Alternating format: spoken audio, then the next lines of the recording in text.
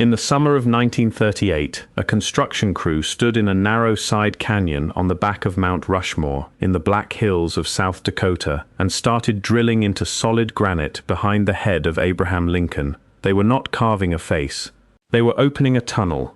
Gutzon Borglum, the sculptor who had spent more than a decade turning a mountain called the Six Grandfathers into 4 presidents, had a second design that almost no one who visits the memorial today has ever heard about.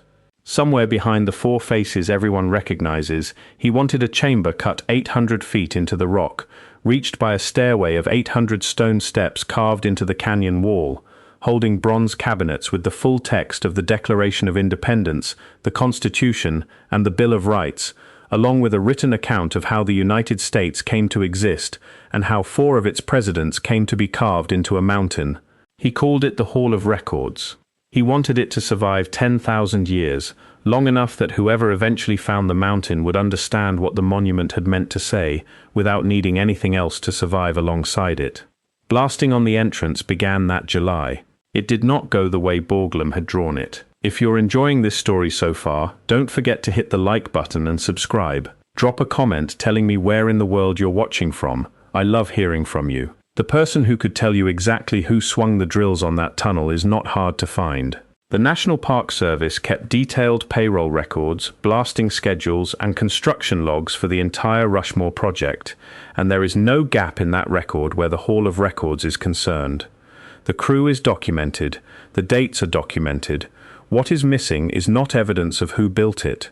What is missing is an explanation of why a vault built specifically to explain the country to a future that has not arrived yet was left unfinished within 3 years of the first blast, sealed behind a door, and functionally erased from the story the memorial told about itself for the next 57 years.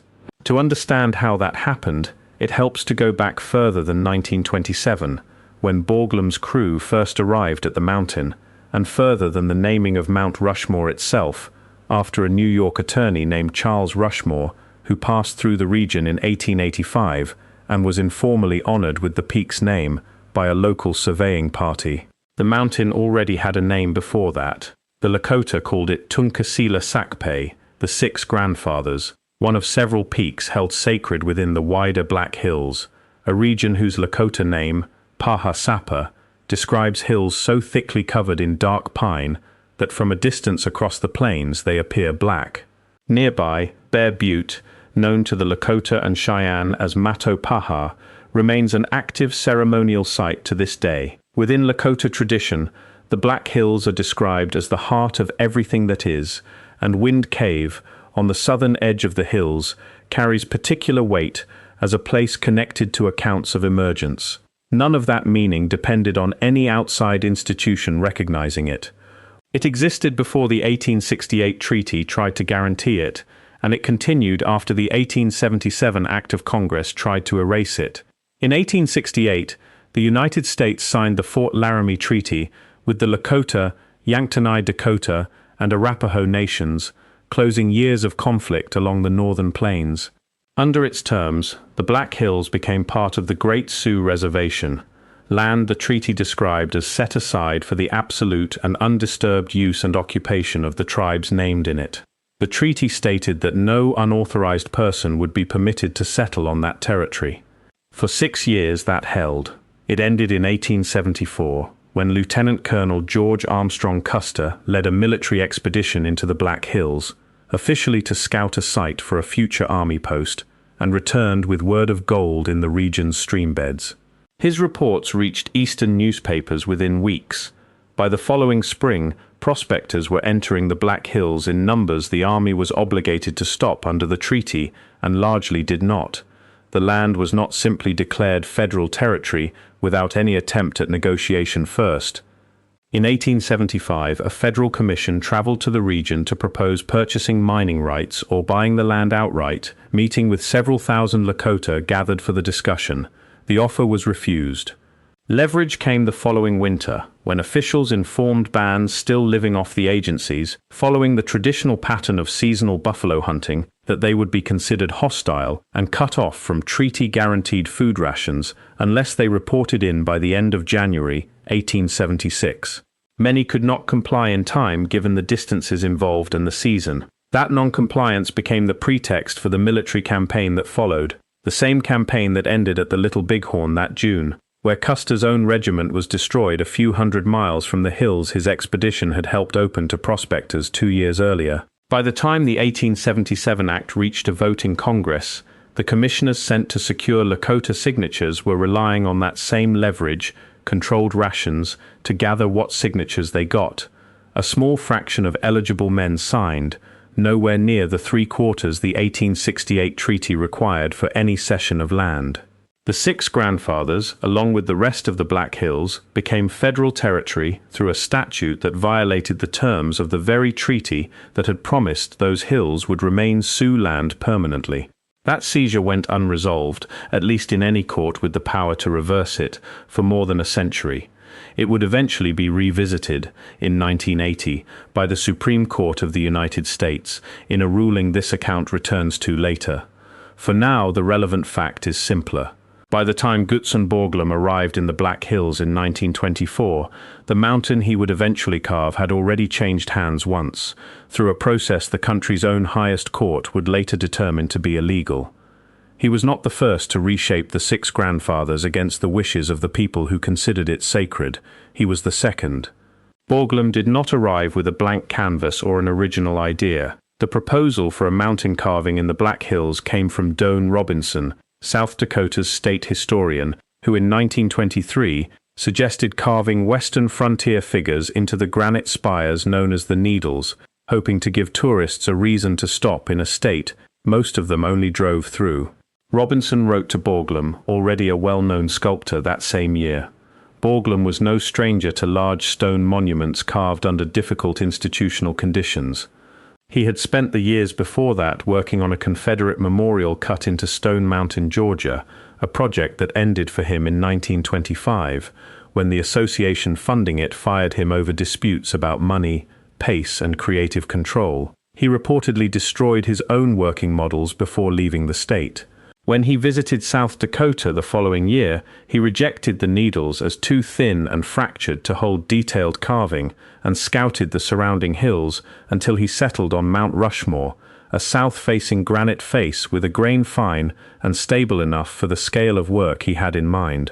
He also expanded Robinson's original concept, proposing not frontier figures but 4 presidents, chosen to represent the founding, growth, preservation, and expansion of the country. Ground was broken in October of 1927. The work continued, with frequent interruptions for funding, for 14 years. Roughly 400 workers rotated through the project over that period, most of them local miners with no prior sculpting experience, trained on site to place dynamite charges calculated within inches of the final surface.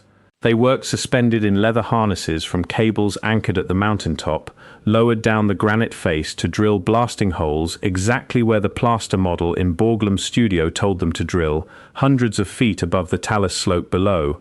An estimated 450,000 tons of granite came off the mountain before the 4 faces reached their finished form, the majority of it removed by blasting, with a final smoothing technique called honeycombing, in which drillers bored closely spaced holes to weaken a thin final layer of rock that workers could then remove by hand. Across 14 years of that work, the memorial's own records list no worker deaths from the carving itself, a fact Park Service historians still describe as unusual given the scale and danger of the project. The Hall of Records was Borglum's own addition, no part of Robinson's original pitch, and it was always the most ambitious and least funded piece of his design. He planned it for the canyon behind Lincoln's Head, out of view from the terrace where visitors gather today, its entrance marked by a bronze eagle mounted above the doorway, with wings spread wide enough to be seen from the canyon floor below. Behind that entrance, his drawings called for a series of connected chambers running 800 feet into the mountain, reached by the 800 stone steps he wanted cut into the canyon wall. The vault at the center was meant to hold not just the founding documents but a written history explaining who the 4 presidents were, why they had been chosen, and how the mountain itself had been carved, so the monument would not depend on any outside record surviving alongside it. Drilling on the entrance began in July of 1938, using the same crews and the same methods already proven on the faces. But the Hall of Records competed for a limited and repeatedly threatened federal budget against the faces themselves, which were still unfinished, and Congress, which approved the memorial's funding year by year, consistently chose to finish the presidents the public had already been promised over a vault most of the public did not know existed. Progress on the tunnel slowed through 1939 and stalled further the following year. Borglum died in March of 1941, following complications from surgery, before the excavation reached even a tenth of the 800 feet he had drawn. His son, Lincoln Borglum, took over as on-site supervisor and, that October, with federal spending turning toward the war in Europe, halted major carving on the mountain altogether. The entrance to the Hall of Records was left as it stood, roughly 70 feet of tunnel cut into the canyon wall, a fraction of what Borglum had planned, closed off and left in the dark. For the next 57 years, that is where it stayed. Not classified, not physically hidden from anyone determined enough to go looking for it. Borglum's original drawings remained part of the historical record, filed and available to any researcher who asked. But it dropped almost entirely out of the story the memorial told the people who came to see it. It appeared in no brochure handed out at the entrance gate, on no plaque along the viewing terrace, in none of the promotional material the National Park Service circulated about a site it had managed since 1933. The agency inherited an unfinished tunnel with no clear instruction on whether to complete it, seal it for good, or simply leave it. For most of the 20th century, it chose the third option. Even now, the chamber is closed to the public.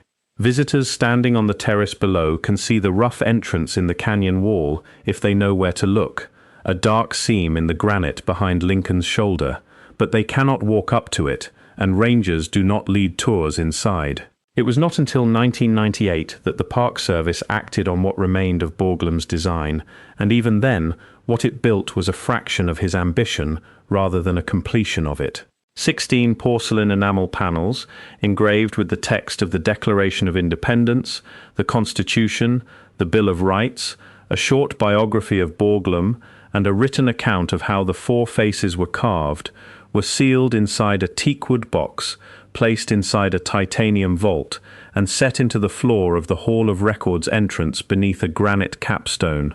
There was no dedication on the scale of the ceremony that had introduced the four faces to the country decades earlier. What you are looking at, if you could stand at that entrance today, is a modest sealed floor, 70 feet into a mountain that was supposed to hold 800, a promise kept in miniature, more than half a century after the man who made it was gone.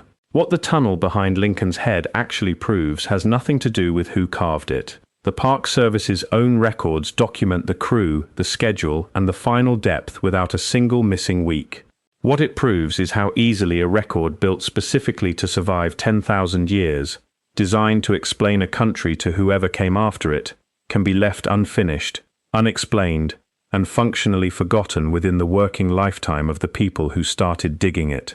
And the mountain that tunnel was cut into carries an older version of the same pattern, one that runs back past Borglum, past the 1927 groundbreaking, past the 1877 Act of Congress, into a legal reckoning that would not arrive until 1980, and a settlement that the people it was written for have refused to accept to this day.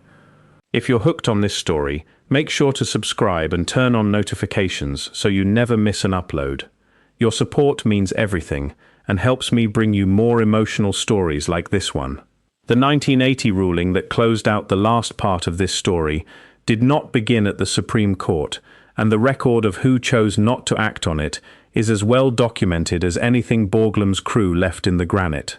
It began in 1920, when Congress passed a special act simply authorizing the Sioux Nation to bring a claim in federal court at all, since ordinary tribal claims against the government were barred from the courts by default at the time. The suit that followed was filed in 1923 and was turned away without so much as a formal hearing on its merits. A revised claim reached the Court of Claims in the following decade and was dismissed there too, on procedural grounds that had nothing to do with whether the 1877 Act had actually been lawful. For more than 20 years after that, there was no venue in the country willing to hear the underlying question at all. That changed in 1946, when Congress created the Indian Claims Commission, a body set up specifically to hear tribal land claims the regular court system kept refusing to touch. The Sioux Nation refiled its claim before the commission in the 1950s. The case moved slowly through hearings and appeals for the better part of 3 decades, shuttled between the commission and the Court of Claims, arguing first over whether a taking had occurred at all, and then, once that question was settled, over what the land had actually been worth in 1877. Not until 1974 did the commission conclude that the act had, in fact, taken the Black Hills without the consent the treaty required. The government appealed that finding as well, arguing the commission had exceeded its authority by revisiting a claim already dismissed decades earlier on procedural grounds. The Court of Claims rejected that argument in 1975 and let the underlying findings stand. The valuation fight continued for 4 more years after that. In 1979, the Court of Claims set the figure, roughly $17 million, reflecting the government's own assessed value of the land at the time it was taken, plus interest accruing every year from 1877 forward. The federal government appealed that ruling to the Supreme Court, hoping to avoid the interest calculation if nothing else. The case reached the court as United States versus Sioux Nation of Indians, and in 1980 the justices affirmed the lower ruling by a margin of 8-1. The opinion stated plainly that the manner in which the Black Hills were acquired required, in the words of the Fifth Amendment, just compensation, more than a century after the acquisition itself had taken place. With interest compounded across more than 100 years, the final award came to roughly $106 million. It was placed into an interest-bearing trust account, administered by the Bureau of Indian Affairs through its Office of the Special Trustee for American Indians, held on the Sioux Nation's behalf, and it has never been collected. The tribal governments that make up the Great Sioux Nation, Oglala, Rosebud, Standing Rock, Cheyenne River, and the others, have voted repeatedly, in council after council since 1980, to refuse it. Their position has not changed in more than 4 decades. Accepting the payment would legally extinguish the underlying claim to the land itself, and the land, not a court-ordered sum in exchange for it, is what was asked for from the beginning. The fund has sat untouched since the ruling, invested and growing every year with the interest the original judgment specified, now worth many times the amount the court first calculated. The refusal has not been without internal debate. Pine Ridge and the other reservations that make up the Great Sioux Nation remain among the poorest counties in the country by federal measures, and the settlement fund, if it were ever divided, would amount to a meaningful sum for individual tribal members living with that poverty now. That tension between an amount of money large enough to matter immediately and a position that predates every person currently voting on it is itself part of what has kept the account untouched for more than 40 years, rather than resolved either way.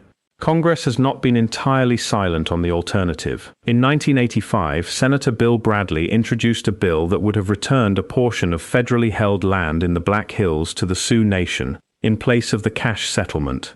It did not pass, and similar proposals introduced in the years since have met the same fate. Every option the government has formally put forward since 1980 has been a larger number attached to the same offer the Sioux Nation rejected the year the ruling came down. The institution best positioned to resolve this, the same Congress that approved Mount Rushmore's construction funding year by year through the 1930s, has functioned for more than 40 years as the custodian of an account nobody will draw from, rather than as a party actually negotiating a settlement anyone involved has asked for. 2 witnesses carried this story forward after the men who set it in motion were gone, and neither one got what they were actually asking for. The first was Gutzon Borglum, who took over supervision of the Rushmore carving at his father's death in 1941, and went on to serve as the memorial's first National Park Service superintendent once the carving work ended.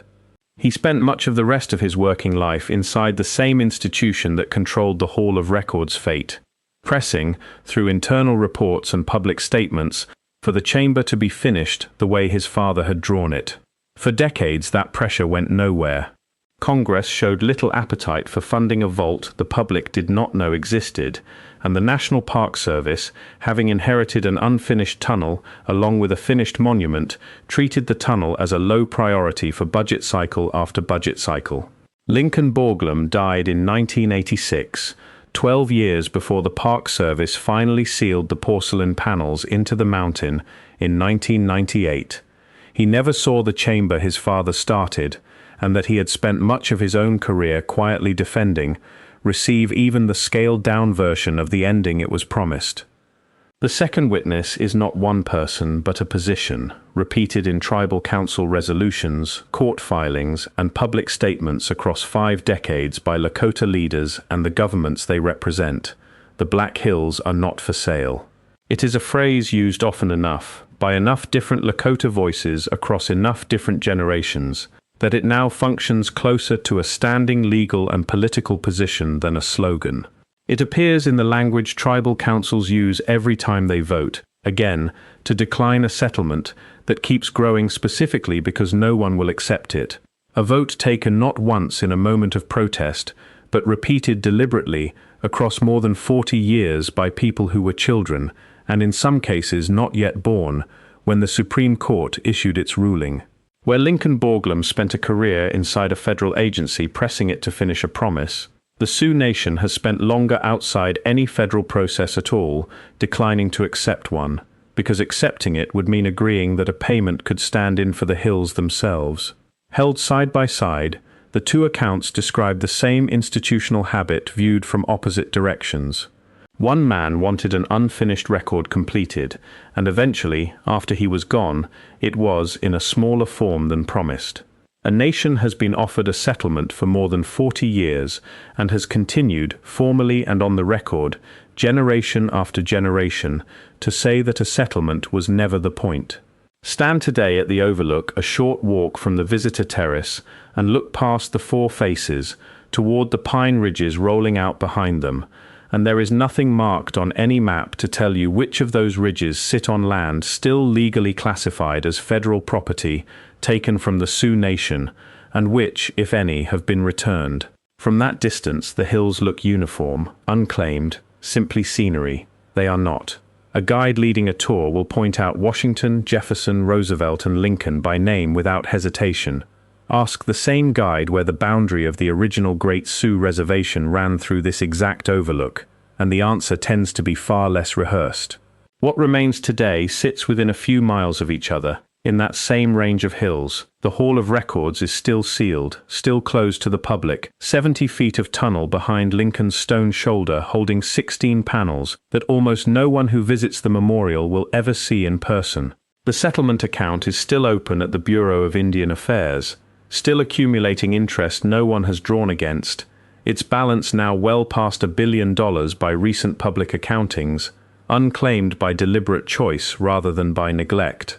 National reporting has returned to the fund periodically over the years, usually describing it the same way each time. One of the largest unclaimed legal judgments in the country's history, sitting in an account nobody disputes is owed. Not every piece of the Black Hills has stayed out of reach in the same way. In 2012, a private tract within the hills known as Pesla, roughly 2,000 acres of prairie considered sacred ceremonial ground by the Lakota, went up for public auction after passing through private ownership for more than a century. A coalition of Sioux tribes launched an emergency fundraising campaign, and within weeks raised more than $9 million from tribal governments, individual donors, and outside contributions to buy back a portion of the land before the auction could be completed. It is one of the only pieces of the Black Hills the Lakota have recovered since 1877, and they did it by purchasing land the federal government had never offered to return. In July of 2020, the older, unresolved part of this story surfaced again at the mountain itself. A presidential visit to Mount Rushmore drew a large demonstration organized by Lakota activists, including then Oglala Sioux Tribe President Julian Bear Runner, alongside the Rapid City-based NDN Collective under the banner of a campaign called Land Back. Protesters blocked the highway leading into the memorial for hours before law enforcement cleared it, and several were arrested. Coverage of the evening that night focused mainly on the fireworks display and the speech given beneath the mountain, with the demonstration treated largely as a sidebar to the main event, a pattern not unlike the way the Hall of Records itself went unmentioned in the memorial's own promotional material for 57 years, present, documented, and left out of the story being told at the microphone. It was not a new argument, and none of the people making it that day were claiming otherwise. It was the same argument tribal councils have been making in writing since 1980, carried, for one afternoon, to the base of the mountain itself. A few miles from Rushmore, in that same range of hills, a second mountain is still being carved.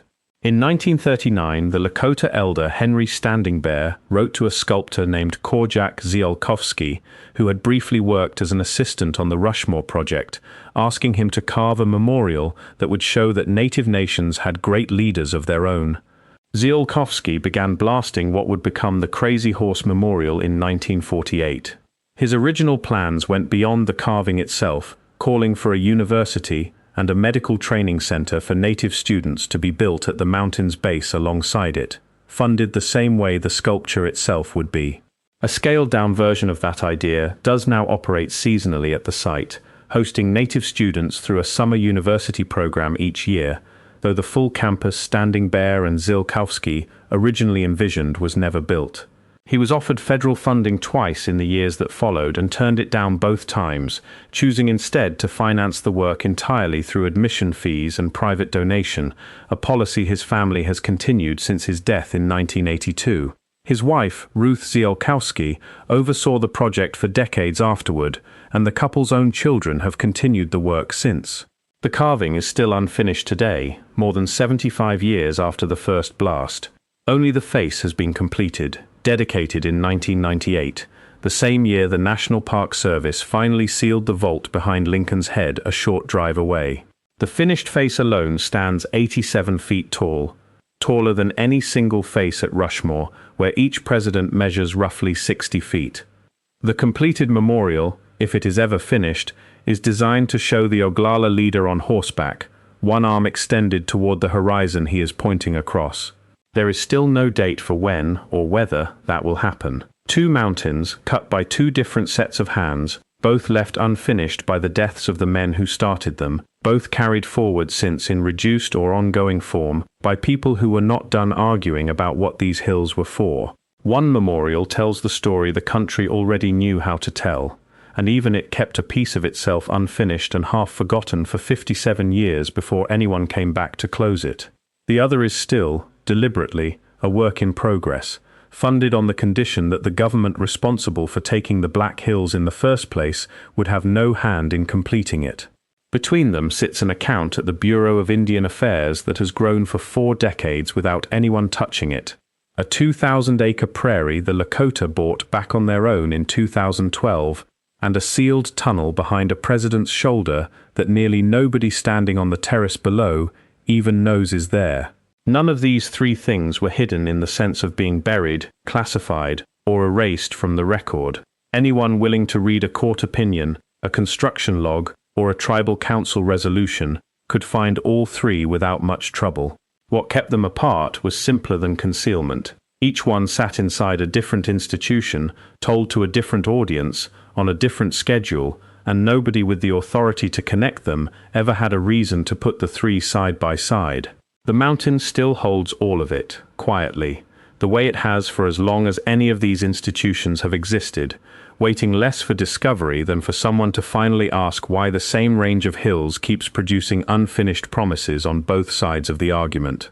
Thank you so much for watching until the end. If you loved this story, check out the other videos on your screen now. I think you'll really enjoy them. And don't forget to subscribe if you haven't already. See you in the next story.